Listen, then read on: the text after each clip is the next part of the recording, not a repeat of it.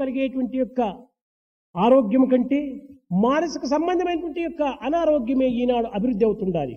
Today's world, the mental diseases are greater than the diseases arising out of food. నిరంతరము కూడాను మానవుడు యోచించటము. Continuously man is undertaking to think and ఈ worry. యోచన అనేటువంటి దానికి రూపం ఏమిటి?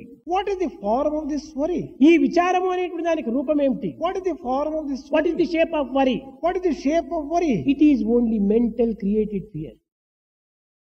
కనుక మనం మానసిక సంబంధమైనటువంటి యొక్క ఆలోచనల చేతనే మనం అనారోగ్యంకు గురి అవుతున్నాము. We are getting mental diseases because of unnecessary thinking. మనం and worrying. ఏమాత్రం కూడా ఆలోచన చేయకూడదు. We should not think at all. ఈ ఆలోచన ఒక్కొక్క సమయం లోపల హద్దు మీరిపోతుంటాది.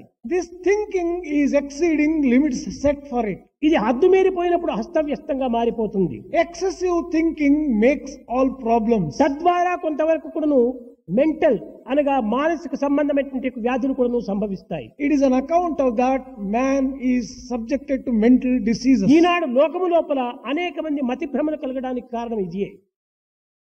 In today's world, so many people are becoming mad because of that excessive thinking. ఎంతవరకు అంతవరకు మనం చింతించాలి. Our thoughts must be always be మితిమీరిన within చింతన limits. చేయకూడదు. They should not exceed the limits.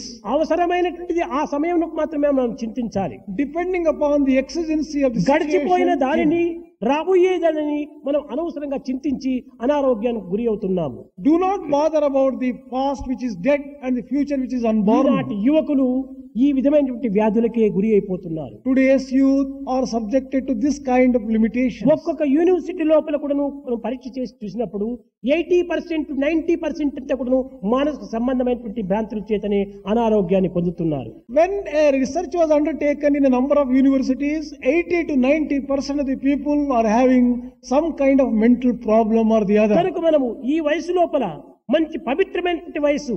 This time, this youth is most sacred.